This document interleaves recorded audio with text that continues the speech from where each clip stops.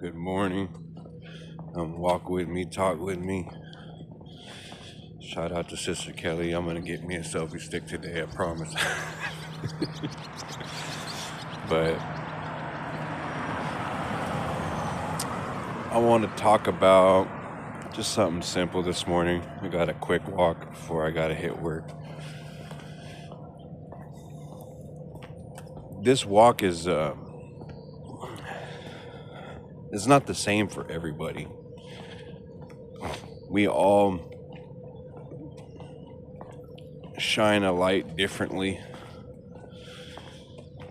but it's still the same light, if that makes sense. We all shine the light in a different way, we reflect the light in a different way, but it all is the light of Christ.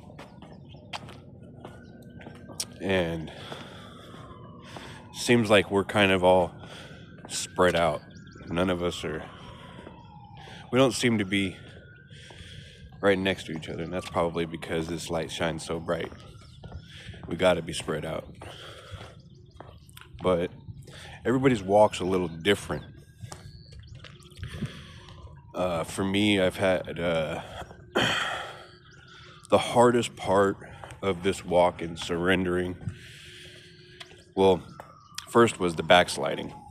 Once you get the backsliding out the way, for me that was mainly sobriety. No excuses whatsoever. I backslid and it was all on me. But I've had a tough life, a real tough life. And I came from nothing. I've never had anything. I've never had anybody. The people that I did have were just, the majority of them were pretending. So I got to a point where I was sick and tired of being betrayed in disgusting, evil ways. You know, betrayed in the sense that you had to have done something horribly evil to somebody to get somebody to do these types of things to you. But I wasn't that. And looking back at it, it's quite pathetic on other people's behalf. I don't understand how you can do such evil things to somebody who hasn't done anything to you. But me, I've been a black sheep since I was born. Me and my immediate family, me and my sister, my mother, we still are the black sheep of the family. And we were the ones that went through horrible traumas and horrible evils, gang members doing horrible things. You know, my father was murdered when I was 2. And the very same people have been doing very horrible things. And so I've been through an incredible lot. I've been through the foster care system. My family took out a cousin that went with me, left me to rot. Just horrible things. And I got out, and no families wanted anything to do with me unless they got that check that I received from my father passing. And that's a horrible thing as a kid, to know that your family was there for everybody else in the family, but not you. And the only way that they're going to take you in is if they get that money. And they're not going to ever treat you the same. They're going to treat you like a stranger that ain't worth being there. That's how I got treated. And that's still to this day. That's how me and some of my family members are treated. And it's fine. After a while, you grow. And, you lean on the Lord. And you realize you don't really need anybody but Him. And then, came the struggles with sobriety. And when I decided I want to get the people out of my life that were hurting me on purpose, and I just kept forgiving them and kept saying it was something else, kept telling myself, oh, it's It's me. Finally, I got to a point about 8 years ago, 7 years ago, where I just said, that's it. I literally blocked everybody in my friends list on Facebook because they kept hacking into my account. I literally cut all my friends off. The person who I felt was a brother to me because his family took me in as a teenager. Cut everybody off. And a lot stopped when I did that. You know, when you don't give people access to you anymore, they can't do the same harmful things to you anymore. But everybody's walk is different. And so when it came time where I was fully surrendered, which wasn't long ago, when I became fully surrendered, or at least to the best of my ability,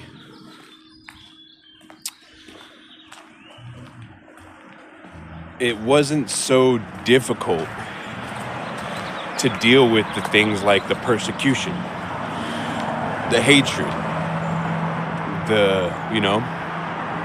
the stupid little pathetic things people do just to get under your skin, because that never stops. I'm going to tell you right now, if you're a child of God, I don't think that ever is going to stop.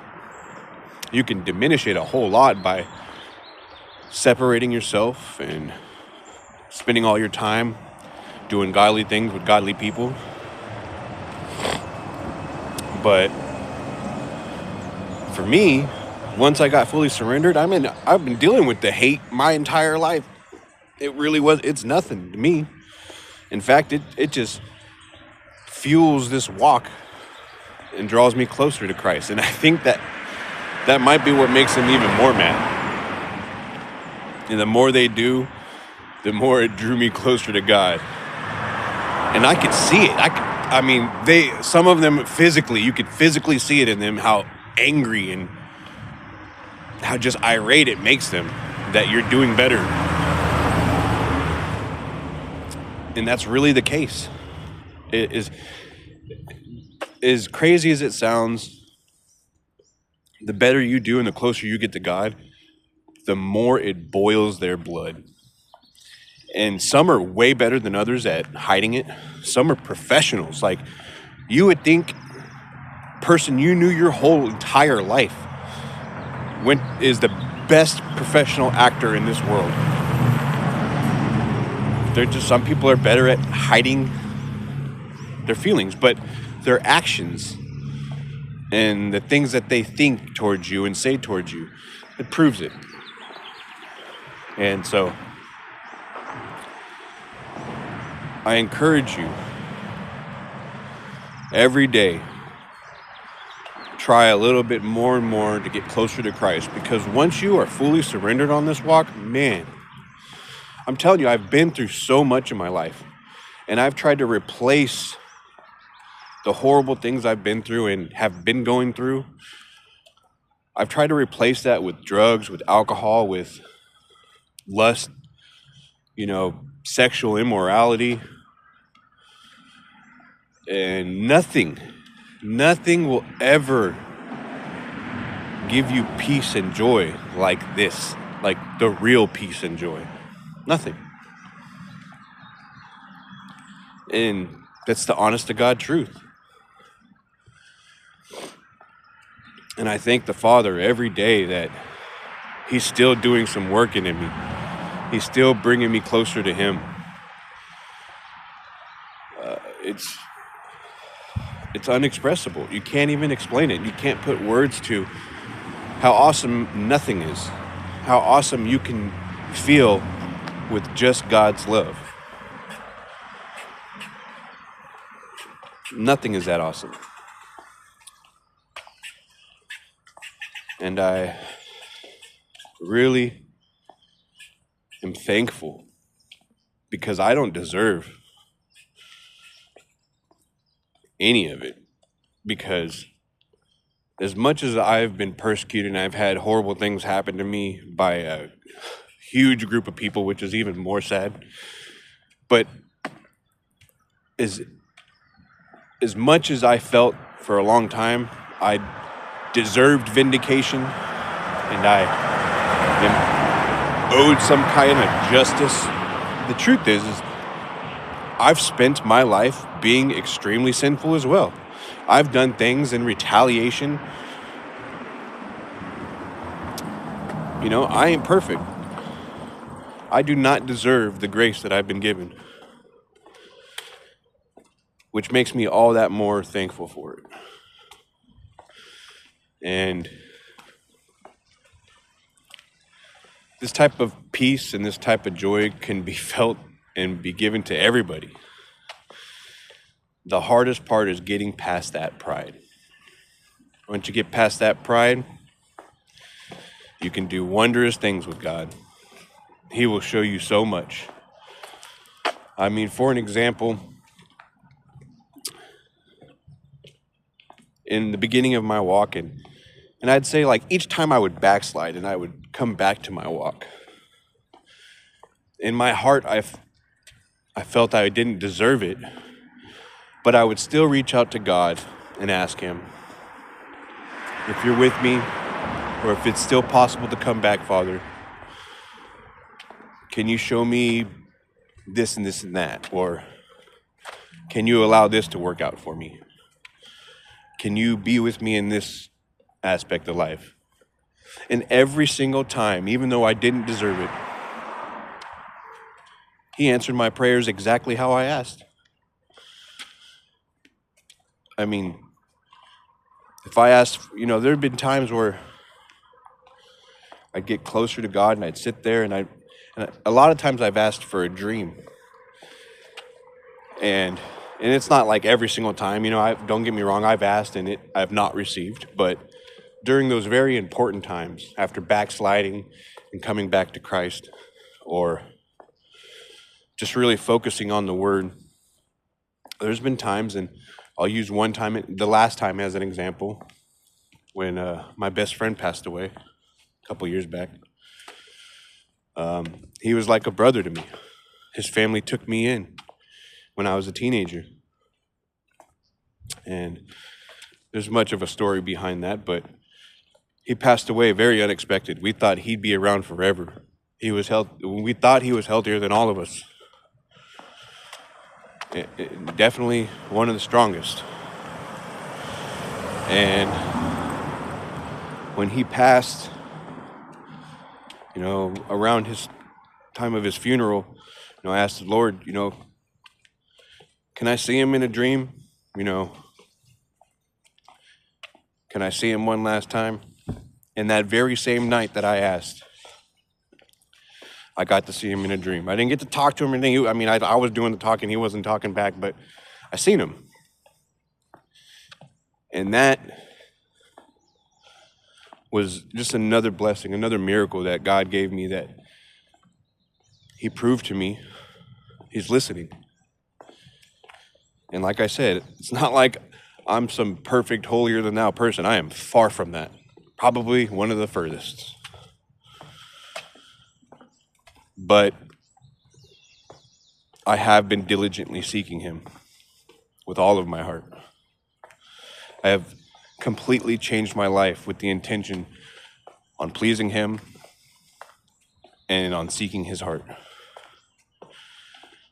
And I've been going through tough times, times where people are doing stuff to me where any normal human being would want to retaliate or want to repay evil for evil. And I decided that I'm going to do this the godly way. I want to serve as an example to my son. I want to please Father in this, and I don't want to repay evil for evil. I want to repay evil for good.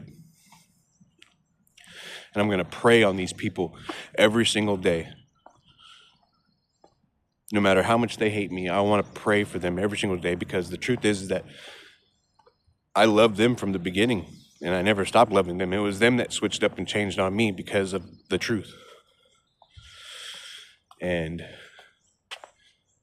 if you are on this walk and you believe in God and you believe in the things that he says, like I do, he will honor that. So I hope you all have a very blessed day. I got to get to picking up these donations. I got a long day ahead of me.